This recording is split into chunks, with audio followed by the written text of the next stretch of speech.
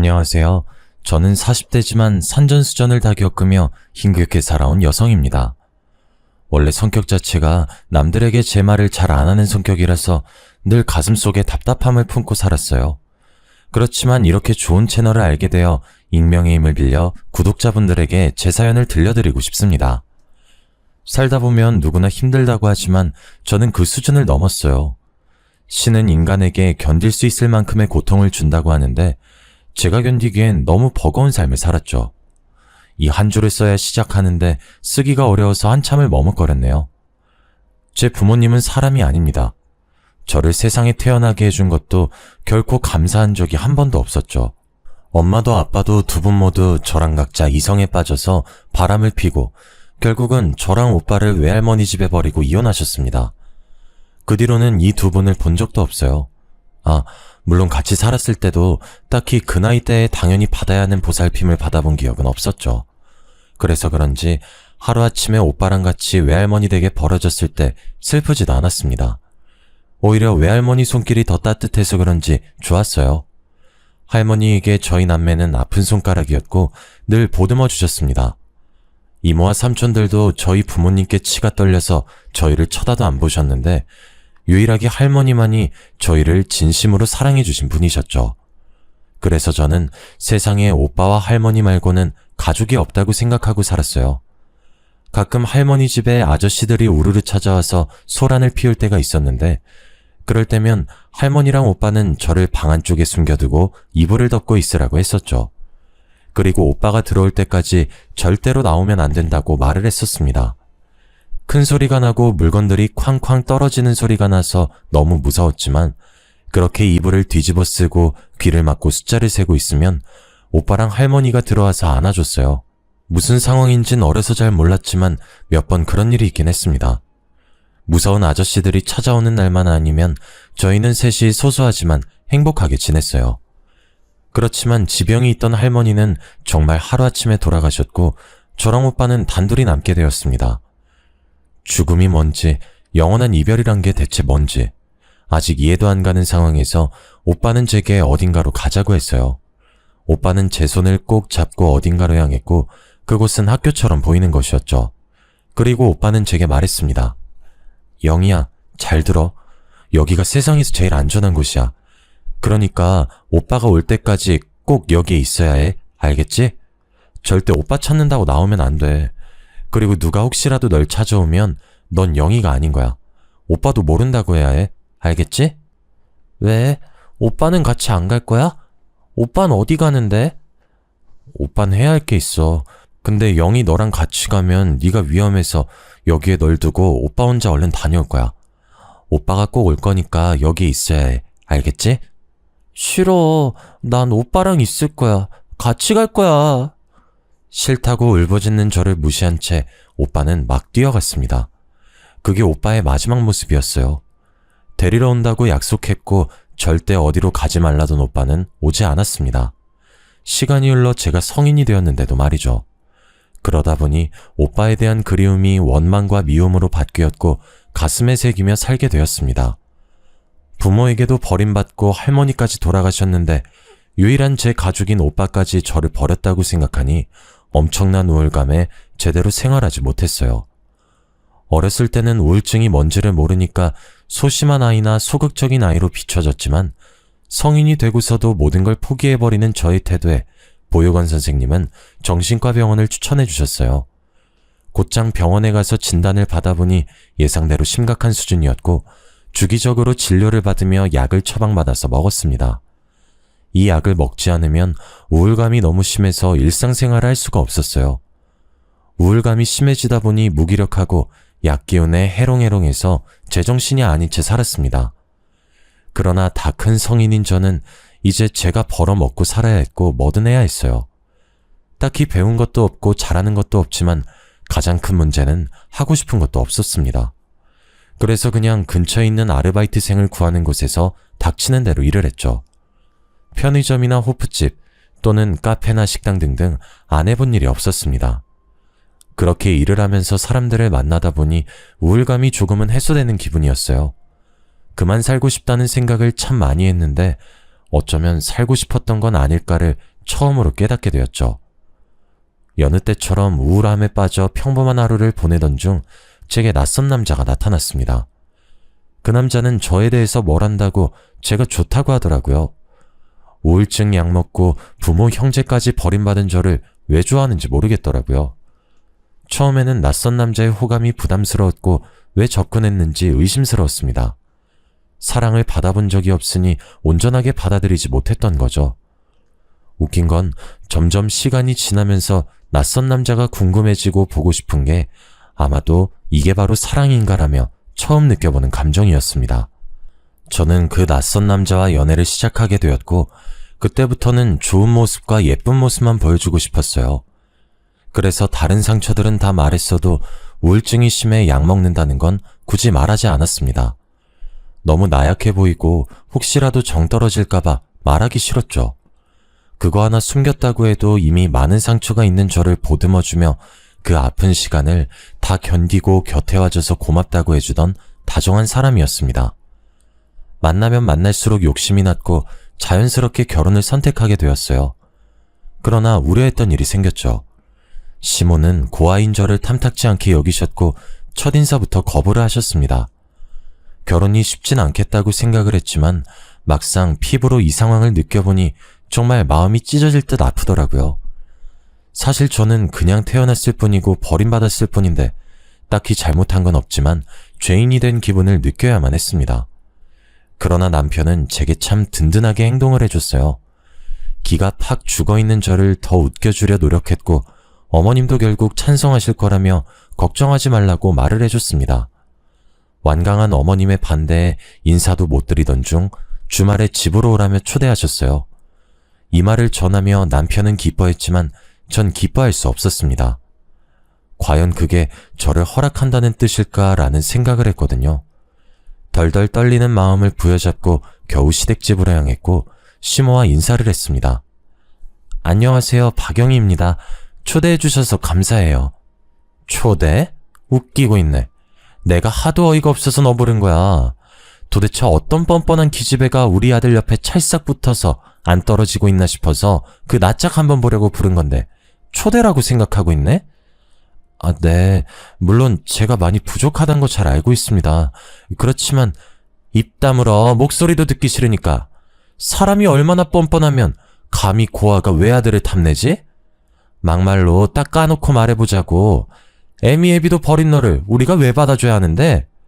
엄마, 말씀이 너무 지나치잖아요. 이럴 거면 이 사람 안 데려왔어요. 너도 정신 차려 이놈아. 집안에 여자 하나 잘못 들이면 집안이 망하는 법이야. 많고 많은 여자 중에 콜라도 어디서 저런 여자를. 어휴, 답답하. 내가 너 그렇게 키웠니? 아들이 이렇게 원하는데 왜 허락을 안 해주시는 거예요? 저희 둘이서 잘 살아보겠다는 거잖아요. 웃기고 있네. 사랑이 밥 먹여주니? 너 잘 생각해. 사랑 그거 한때야. 저 여시 같은 게 너를 어떻게 꼬셨는지 모르겠지만 근본 없는 것을 왜 집안에 들여야 하냐고. 난 절대 반대고 그쪽도 이렇게까지 당했는데 절대 우리 아들 더 만날 생각 아니지? 염치라는 게 있으면 내 아들 옆에서 떨어져. 저는 이날 제대로 말 한마디도 못하고 시모에게 굳은 소리만 듣고 나왔습니다. 어찌나 서럽고 눈물이 나든지 그때의 감정은 영원히 잊을 수 없을 것 같아요. 수치스럽고 분노감에 손발이 덜덜 떨리지만 또 한편으로는 맞는 말이라 할 말이 없기도 했죠. 상황이 이렇다 보니 남편과 헤어지는 걸 생각 안 한 건 아닙니다. 그러나 헤어진다고 생각을 하니까 너무 아프더라고요. 당사자들의 문제도 아닌 시모의 반대 때문에 헤어진다는 사실을 받아들이는 게 쉽지 않았고 무엇보다 이별에 취약했던 저는 이별할 자신이 없었습니다. 결국 남편의 완강한 태도에 시모는 항복을 선언했고 저희는 찜찜함을 남겨둔 채 결혼을 하게 되었어요. 물론 결혼 후 시집살이를 어느 정도 예상하긴 했습니다. 워낙 저를 싫어하셨던 분이니 얼마나 괴롭힐까 싶었거든요. 그러나 시모가 저를 괴롭힐 때마다 남편이 강하게 보호를 해줬습니다. 시모는 살림하는 것 하나부터 제가 밥 먹을 때 하는 행동들까지도 다 지적을 했어요. 그리고 말끝마다 말씀을 하셨죠. 이래서 가정교육을 제대로 받아야 한다고 말하는 거야. 괜히 애미애비 없이 큰 애들은 티가 난다고 하는 게 아니거든. 얘 봐라. 지 엄마한테 보고 자란 게 없으니까 살림을 어떻게 하는지도 모르고. 어휴, 너만 보면 내 속이 터진다 터져. 이래서 어디 나중에 애 낳고 살겠니 너는? 아, 어머님 알려주시겠어요? 그럼 제가 다음에는 깔끔하게 해둘게요. 내가 네 엄마냐? 선생이야? 내가 왜 너를 알려줘야 하는데? 네가 알아서 해. 난 신경 쓰고 싶지 않으니까. 그냥 내 눈에 좀 거슬리지 말라고. 그게 어렵니? 어머님께서 매번 지적하시는데 그게 뭔지를 알아야 제가 고치죠. 말씀을 해주세요. 뭐야, 너 지금 나한테 말 대답했냐? 네가 결혼했다고 이제 뭐 나랑 맘먹는 사이가 된 것 같아? 야, 너 착각하지 마. 너 그렇게 까불면 내가 너 가만 안 둔다. 알겠어? 하나부터 열까지 지적은 하면서 정확한 내용은 없었어요. 한마디로 그냥 시비를 거는 거였죠. 솔직히 제가 완벽하게 살림을 100점으로 한다고 생각하진 않았습니다. 그러나 욕먹을 만큼 부족한 살림 솜씨도 아니었어요. 그래서 시모의 저런 지적들이 불편하고 불쾌했습니다. 그렇게 꼴 보기 싫고 볼 때마다 답답하면 사실 본인이 저를 보러 오지 않으면 되거든요. 와달라 한 적도 없는데 굳이 와서는 속을 다 뒤집어 놓고 가는 시모가 정말 싫었습니다. 안 그래도 우울증이 심했는데 시모의 저런 압박에 정서적으로 많이 불안정해졌어요. 그래서 이전보다 더 약을 찾게 되었고 병원에 가서 상담을 받을 때도 말했습니다. 제 주치의는 그러셨죠. 가족들에게 말을 하고 도움을 받는 게 좋다고 권유를 해줬으나 과연 제가 이걸 시모에게 말했다면 시모는 저를 보듬어 줬을까요? 아니죠. 때는 이때다 싶어서 정신병이 있네 없네 하면서 아마 저를 더 못살게 굴었을 겁니다. 이런 시모의 모습을 하니 더 철저하게 우울증이 있다는 사실을 숨겼던 것 같아요. 시모 때문에 혼자 숨어서 온 적이 정말 한두 번이 아니었는데 그럴 때마다 남편은 제게 다가와서 다독여주며 말했습니다. 여보, 많이 힘들지? 정말 미안해. 우리 엄마지만 진짜 해도 해도 너무한 것 같아. 내가 그만 좀 하시라고 말을 해도 계속 당신 괴롭히니까 어떻게 해야 할지 모르겠어, 나도. 이게 다 내가 고아라서 그렇지 뭐. 내가 고아만 아니고 평범한 가정에 평범한 집에서 태어난 딸이었다면 이럴 일은 없었겠지. 그런데 나 너무 힘들어, 여보. 마음이 지옥 같아. 아니, 사는 게 너무 힘들어서 못 살겠어. 정말 미안해. 내가 더 노력해볼게. 그러니까 제발 그런 무서운 소리는 하지 마. 어? 남편은 힘들어하는 저를 보며 본인이 더 분노했어요. 그리고 제가 힘겨워할수록 시모를 더 닥달했습니다. 어느 정도 예상했던 시집살이는 예상외로 더 심각했고 저는 숨막히는 하루하루를 보내야 했죠. 뭔가 시모가 제 일거수일투족을 다 지켜보고 있다는 느낌까지 들었습니다. 툭하면 전화와서 지금 뭐하고 있냐고 묻고 툭하면 찾아와서 지적질하고 욕을 한 바가지 하다 돌아가곤 했으니 말이죠. 제정신이었어도 아마 정신병이 생겼을 것 같습니다. 그런데 웃긴 건 제가 이렇게 힘겨워하는 동안 남편도 지쳤겠죠. 점점 지친 남편은 더는 제 편이 아니었어요. 이날은 주말이었고 남편과 함께 낮잠을 자고 있었습니다. 한참 꿀같은 낮잠을 자는데 뭔가 느낌이 싸한 그런 기분 있잖아요. 이상한 느낌에 잠이 스르르 깨면서 순간 저도 모르게 침실 문 쪽을 바라봤습니다. 그리고 저는 너무 놀라 비명을 지르고 말았죠. 침실 문에는 팔짱을 낀 채 시모가 저희 부부가 자는 걸 노려보고 있었습니다. 저희 집 비밀번호를 바꿔도 알려달라고 하셔서 어쩔 수 없이 가르쳐드렸는데 아무리 그래도 말도 없이 들어와서 자는 걸 보고 있으니 소름이 끼치더라고요. 너무 놀란 저는 주섬주섬 이불을 덮으며 말을 했습니다. 어머님, 연락도 없이 오셨어요. 너는 여자애가 남편 앞에서 홀라당 까고 그게 뭐니 천박하게. 아유, 이래서 근본 없는 것들은 상대할 게 아니라니까. 내가 황당해서 보고 있었다. 집이니까 편하게 입고 자는 거죠 뭐.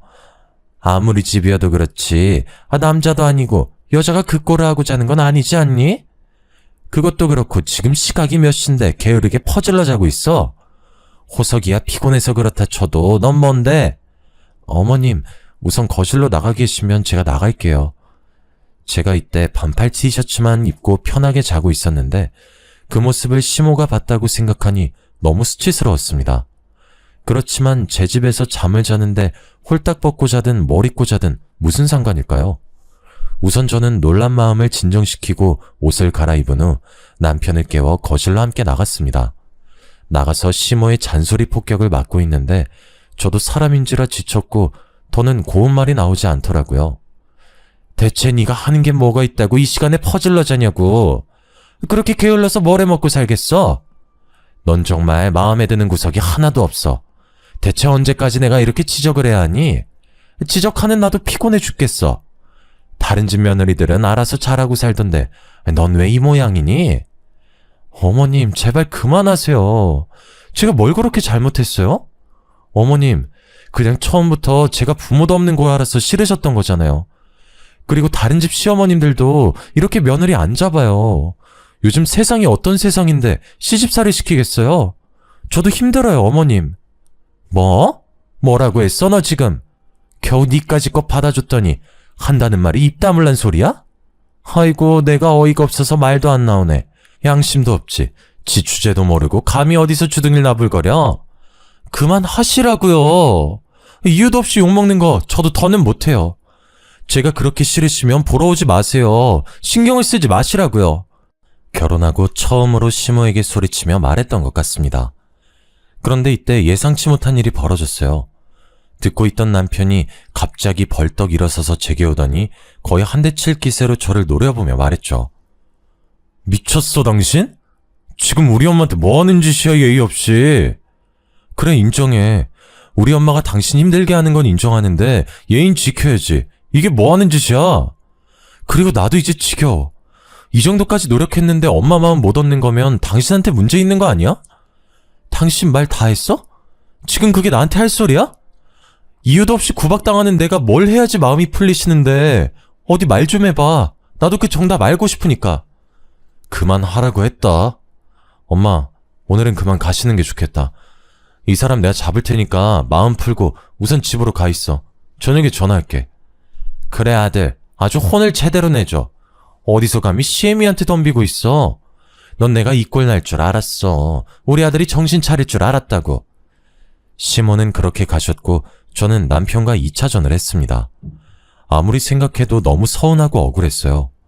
그렇지만 그 황당함에 말도 못하고 있는데 오히려 남편이 제게 화를 냈죠. 한 번만 더 시모에게 싸가지 없이 행동하면 그땐 본인도 안 참겠다면서 제게 으름장을 놓더군요. 이때 깨달았습니다. 사람과 사랑은 변한다는 말이 진실이란 것을 말이죠.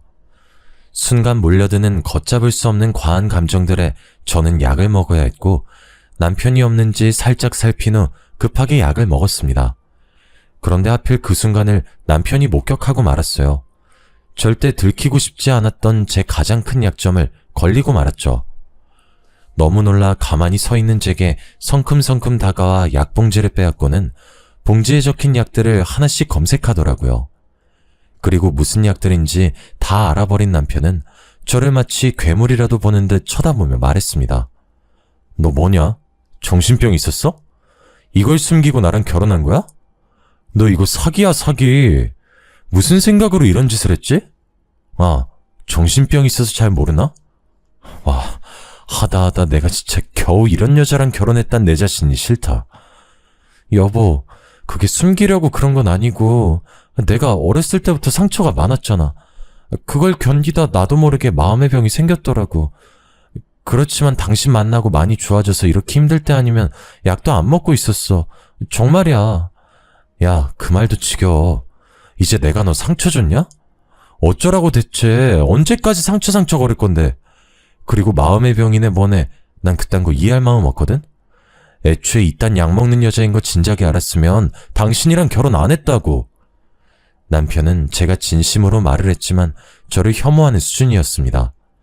속였다는 것 자체에 화가 난 거라면 그럴 수 있다고 생각을 했지만 남편은 제가 약을 먹는다는 것 자체를 정신병이라며 혐오했죠. 이 부분은 너무 서운하고 실망스러웠습니다. 반대로 수천 번을 생각해봐도 저였다면 이해하는 건 물론이고 좋아질 수 있도록 도와줬을 거예요. 물론 입장 차이가 있으니 남편의 생각이 틀린 건 아니라고 생각합니다. 그렇지만 그 이후 남편의 행동은 도가 지나쳤어요. 저랑 살이 닿기라도 하면 불결하다며 더럽다고까지 말을 했고 한 침대를 사용하지도 않고 각 방을 쓰게 되었습니다. 밥도 같이 먹지 않더라고요. 제가 밥을 먹는 모습을 보면 구역질이 나온다며 말이죠. 욕보다 더 상처되는 말들을 서슴없이 하는 남편의 폭언을 들으며 저는 하루하루를 버텨야 했고 버거움 속에 살았습니다. 원래 제가 파트타임으로 일을 짧게 했었는데 집에 가는 게 더 고통스럽다 보니 시간을 늘려서 거의 온종일 일만 했어요. 몸은 힘들어도 차라리 밖에 있는 게 마음은 편하다는 걸 느꼈죠. 힘들게 일을 하고 왔지만 저녁을 먹지 못해서 가끔 배가 고플 때가 있었어요. 그럼 가볍게 주전부리라도 하려고 주방에 가곤 했습니다. 이날은 우유에 시리얼이나 말아먹고 자야겠다 싶어서 먹고 있는데 남편이 방에서 나오더라고요. 한 집에 살지만 서로 한마디도 하지 않고 눈도 마주치지 않고 사는 사이가 돼버렸던 저희였지만 제가 먼저 말을 걸었습니다. 당신 계속 이렇게 살 거야? 언제까지 그럴 거야? 저기 있잖아. 난 당신 목소리만 들어도 소름 끼치니까 제발 말 좀 걸지 마. 그리고 이렇게 살지 갈라설지 고민 중이니까 조용히 기다려. 뭐라고? 지금 이혼이라도 하겠다는 거야? 그럼 내가 정신병 있는 너랑 계속 살 거라고 생각했니? 큰 착각하고 계셨네. 내가 미쳤어? 하루빨리 이혼해야 나도 새장가 가지. 안 그래? 정말 해도 너무한 거 아니야? 우울증이 뭐 그렇게 잘못된 거라고 내가 이런 취급까지 받아야 하는데? 우울증은 세상에 뭐 나만 걸렸어? 그렇게 좋다고 결혼하자고 매달릴 땐 언제고 이제 와서 우울증 약 먹으니 이혼하자고? 내가 그땐 미쳤던 거지. 그리고 말했잖아. 우울증 약이나 먹는 여자인 거 알았으면 나 너랑 결혼 안 했다니까? 대체 누구 인생 망치려고 속인 거야? 너 내가 엄마한테 다 말할 거야. 그럼 너 가만 안 두실 건데 그쯤은 각오한 거지? 그리고 그만 좀 처먹어라. 돼지도 아니고. 야밤에 혼자 시리얼이 목구멍으로 넘어가냐? 겨우 한술 뜨던 숟가락을 던져버렸습니다. 방에 가서 한참을 울고 또 울었지만 이게 제 불행의 끝이 아니었어요. 이혼을 고민한다던 남편은 이혼이 아니라 퇴사를 선택했습니다. 그리고 뻔뻔하게 제게 본인이 돈을 써야 하니 카드를 달라고 했죠. 당신 카드 줘. 앞으로 나 그걸로 생활할 거야. 대체 왜 그래 당신? 이혼하려고 생각해보니까 내가 너무 손해인 것 같더라고. 그래서 나도 네가 번 돈으로 편하게 살기로 생각 바꿨어. 그러니까 앞으로는 그렇게 알고 돈 열심히 벌어라. 남편한테까지 버림받아서 또 혼자 되기 싫으면. 남편은 가장 아픈 제 약점들을 딱 건드렸고 그걸 이용했습니다. 백수 생활을 하던 남편과 허덕이며 미친 듯이 일을 하는 저는 더 이상 함께 사는 의미가 없었죠. 전 이때 이혼을 생각하지 못했던 이유가 있었어요. 심적으로 너무 고통스러워서 아무 생각을 못했습니다. 뭔가가 제 시야를 딱 가리고 아무것도 보지 못하게 하는 기분이었거든요. 그냥 눈 뜨고 눈 감을 때까지 일만 했습니다. 여기에 약 먹는 걸 알게 된 시몬은 이전보다 더 심각하게 저를 비난했고 이들의 쏟아지는 비난에 저는 버틸 수가 없었습니다. 시몬은 제게 그럴 줄 알았다면서 처음 볼 때부터 뭔가 찜찜했다고 했어요. 제가 정상이 아니라는 걸 느꼈다며 말을 하는데 안 그래도 약한 마음이 더 무너져 내렸습니다. 매일같이 일하고 남편과 시모에게 욕먹고 그런 생활을 하다 보니 스트레스가 과했나 봐요. 어느 날 갑자기 기억도 없이 쓰러져 버렸습니다. 눈을 떠보니 병원이었고 의사가 다가와서 제게 그러는 거예요. 이 지경이 되도록 어떻게 병원 한 번을 안 왔냐고 말이죠. 어리둥절한 상태로 들어보니 신부전증 사기라고 합니다. 초기 증상이 아예 없었기 때문에 정말 몰랐는데 이미 심각한 상황이었고 이식을 받는 거 말고는 답이 없는 상황이었어요. 정말 막막했고 제 인생은 대체 왜 이런 걸까 싶었습니다. 의사는 서둘러야 한다며 재촉했고 저는 집으로 돌아가 남편이 쓰는 방문을 열고 말했어요. 여보, 나 신부전증 사기래. 이식 안 하면 나 죽나 봐. 근데라니, 당신도 어머님도 나한테 평생 씻지 못할 상처 줬잖아. 근데 그거 내가 다 잊을게. 그러니까 검사 좀 해줘. 나 살고 싶어. 늘 죽고 싶었는데, 아니 오늘 아침에도 죽고 싶었는데 이젠 나 너무 살고 싶어. 여보, 도와줘. 내가 미쳤냐? 이시까지 해서 겨우 널 살리게? 진짜 불결하다 못해 마음에 드는 구석이 하나도 없네. 야, 이 정도면 그냥 하늘에서 너 이 세상에 필요 없으니까 올라오라는 거 아니겠냐? 그냥 가, 쭈태부리지 말고. 살고 싶다고, 나 살고 싶다고. 제발 도와달라고 한 번만. 이게 미쳤나? 어디서 소리를 지르고 있어? 너 돌았냐? 생각을 해봐. 불결한 고아 인생이 다 그런 거 아니겠니? 그럼 뭐 드라마처럼 해피엔딩일 거라고 생각했어? 그냥 조용히 그렇게 가. 아무것도 하지 말고 하늘로 가서 나한테 보험금으로 갚아라. 그럼 내가 너 용서해줄게. 나쁜 놈. 내가 죽는 한이 있어도 혼자 안 죽어. 두고 봐. 여자가 하늘 품으면 어떻게 되는지 그거 내가 너한테 보여줄 거야. 어이구 무서워라. 문이나 닫고 나가라. 신부전증 사기 진단을 받자마자 집으로 가서 남편에게 말했지만 덕분에 제가 독한 마음을 먹게 해줬습니다. 안 그래도 아슬아슬했던 우울증은 더 심해졌고 몸도 마음도 고통스러우니 현재의 삶 자체를 사는 이유를 모르겠더라고요. 하루에도 수천 번을 죽고 싶다, 아니 사실은 살고 싶어를 반복하며 눈물을 쏟아냈죠. 그리고 한편으로는 그냥 이렇게 떠나가는 것도 나쁘지 않겠다고 생각을 했어요. 통증도 너무 심했고 병원에 입원해 있는데 심호뿐 아니라 남편은 오지도 않고 연락도 없었습니다. 정말 딱 죽지 못해 살아간다는 말이 이런 거구나를 실감하며 병원에서 하루하루를 버티고 있었어요. 그때 한 남자가 제 앞에 나타났습니다. 저를 찾아올 사람이 없어서 당황스러웠는데 보자마자 주저앉아서 오열을 하길래 더 놀랐죠. 순간 직감적으로 설마 친오빠인가 라고 생각을 했어요. 그리고 그 남자는 제게 말했죠. 영희야, 오빠가 너무 늦었지. 정말 미안해. 오빠가 너무 늦어서 진짜 미안해. 잘 지냈어? 글쎄, 난 모르겠는데 그쪽이 내 오빠라는 거 증거 있어요? 너 오빠 딱 보면 모르냐 임마? 그래, 그럴 수 있지. 너 등에 큰 상처 있잖아. 할머니 집에 살 때 오빠랑 놀다 다쳐서 그거 아직도 남아있어? 흉터 치료했어? 딱 보고 친오빠라는 걸 느꼈지만 그냥 괜히 심술이 나서 오빠라는 증거가 있냐며 퉁명스럽게 말을 했는데 오빠랑 저 그리고 할머니만 아는 제 등에 있는 큰 상처를 말하더라고요. 그 순간 눈물이 쏟아졌습니다. 왜 이제 왔어?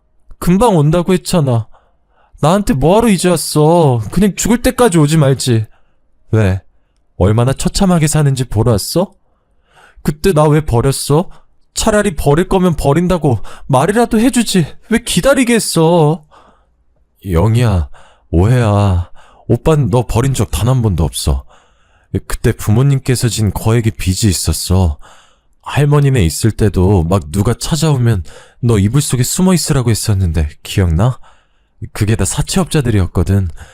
근데 할머니 돌아가시고 나니까 그놈들이 우리 목숨까지 위협하려고 하길래 어쩔 수 없이 거기에 숨겨둔 거야. 나는 너라도 지키기 위해 돈 벌려고 혼자 떠났어. 미안해. 그게 무슨 소리야? 그 빚 갚느라 진짜 죽는 줄 알았다. 내가 그걸 갚아야 널 만날 수 있어서 죽기 살기로 갚았거든? 지금은 그거 다 갚고 오빠 돈도 많이 벌고 있어. 그러니까 이제 오빠만 믿고 살아, 영희야. 오빠와 한참 얘기를 나눠보니 제가 큰 오해를 하고 있었다는 걸 깨닫게 되었습니다. 그리고 그간 오빠에 대한 원망이 눈 녹듯 사라졌고 정말 많이 울었어요. 오빠는 저와는 다르게 정말 독하게 산 결과로 한국에서 사업을 한 게 너무 잘 돼서 미국까지 손을 뻗었다고 합니다. 제가 상상하는 이상으로 성공했었고 오빠는 제게 지긋지긋한 한국을 떠나 미국으로 함께 가자고 했죠. 저는 오빠에게 현재 제 상황에 대해 모두 말해줬어요. 거의 몇 시간을 울고 웃으면서 말이죠. 제 말을 들은 오빠는 딱 하나를 물어봤습니다. 그것들 가만 안 둘 건데 그래도 괜찮지? 그냥 처참하게 아작을 내버릴 건데 괜찮은 거지 너? 오빠 숨통 조일 정도로 아작 내줘. 내가 겪은 고통보다 더 큰 고통을 겪었으면 좋겠어.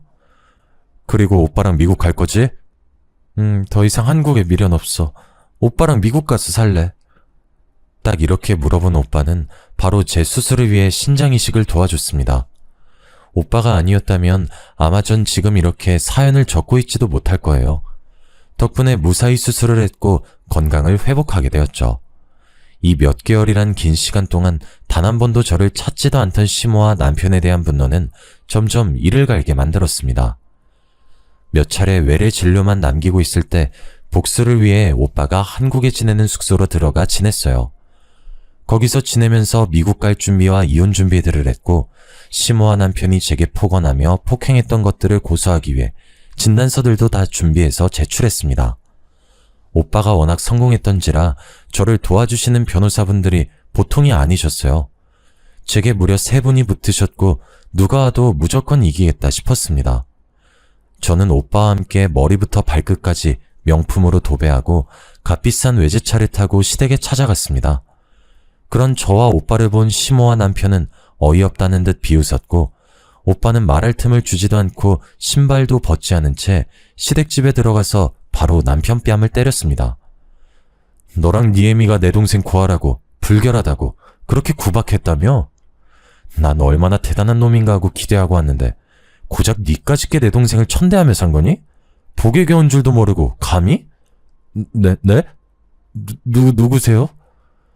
내 동생이라고 말하는 거면 누구겠어. 내가 영희 친오빠야. 너는 내 동생이 당한 시간 이상으로 서서히 피말라 죽게 만들 거야. 기대해. 적어도 사람이 다 죽어가면 걱정하는 신용이라도 해야지. 보험금이나 남기고 죽으라는 말을 하니? 오빠는 남편의 뺨은 물론이고 멱살까지 잡고 쥐고 흔들며 말했습니다. 더 웃긴 건 제게는 한없이 폭력도 폭언도 서슴없이 하던 남편은 완전 쫄아서 아무것도 못했어요.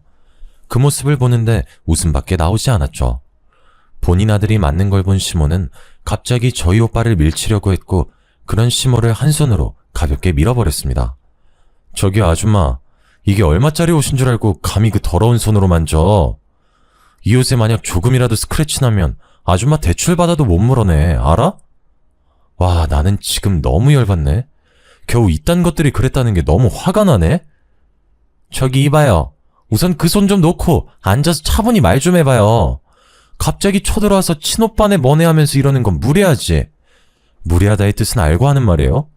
본인이 당하면 무례한 거고 남한테 하면 무례한 게 아니고 그쪽은 신혼부부 집에 비밀번호도 막 누르고 들어가서 자는 내 동생도 훔쳐보고 욕하고 그랬잖아. 그게 무례한 거 아닌가? 내가 당신네한테 설명해줄 건 없고 딱 하나 말해줄 건 있어. 아까도 말했듯 앞으로의 삶은 죽고 싶을 정도로 지옥일 테니 기대해. 뭘 그렇게 빤히 쳐다보세요? 명품 처음 보나? 하긴 처음 보겠네. 어떻게 만져라도 보실래요? 봐봐, 만약에 당신네가 나한테 잘했고 우리한테 잘 살았다고 쳐보자. 그랬으면 지금쯤 우리 오빠가 뺨을 때릴 게 아니라 당신네한테 건물 하나씩 줬을지도 모르지. 안 그래 오빠? 당연하지.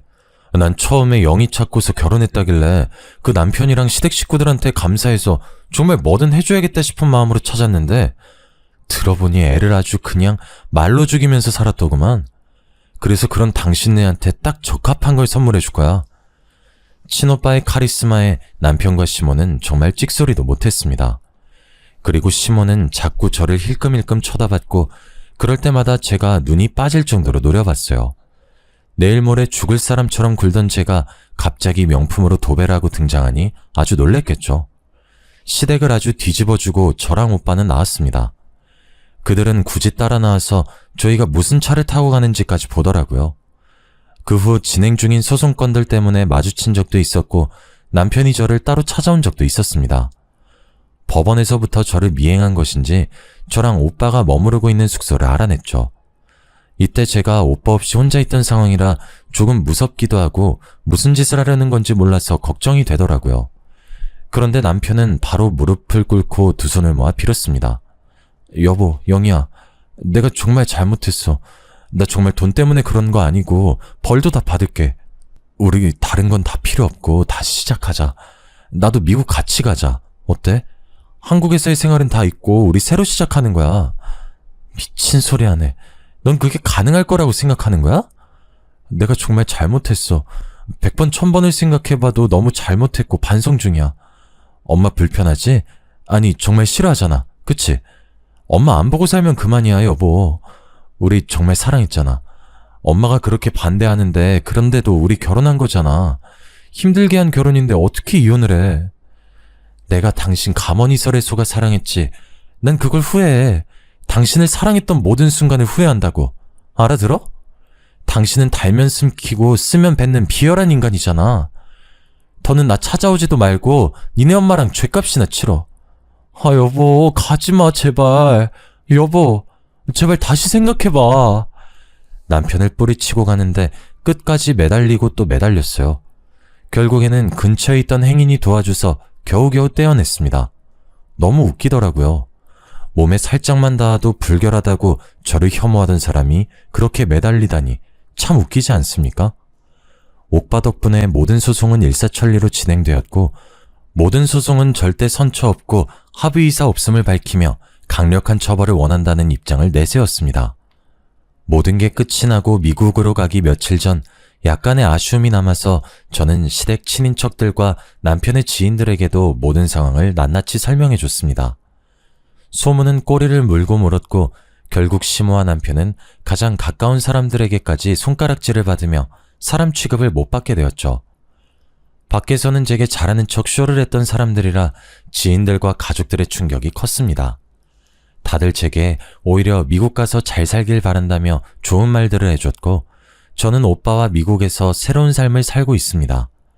하고 싶던 공부가 생겨서 오빠의 응원에 힘입어 시작했고 정말 제 가족과 있어서 그런지 심적으로 안정이 되었고 이제 우울증 약도 끊고 더 이상 병원도 가지 않았습니다. 죽음의 문턱까지 갔다 온 저로서 이 말을 끝으로 마무리해볼까 해요. 죽으라는 법은 없다 라는 말 다들 아시죠? 제가 이 말을 가장 싫어했는데 막상 큰일들을 다 겪고 나니까 정말 죽으라는 법은 없더라고요. 다들 최악의 순간이 닥치셔도 해결 방안은 꼭 찾아오기 마련이니 부정적인 생각만은 하지 마세요. 긴 제 사연을 읽어주셔서 감사합니다.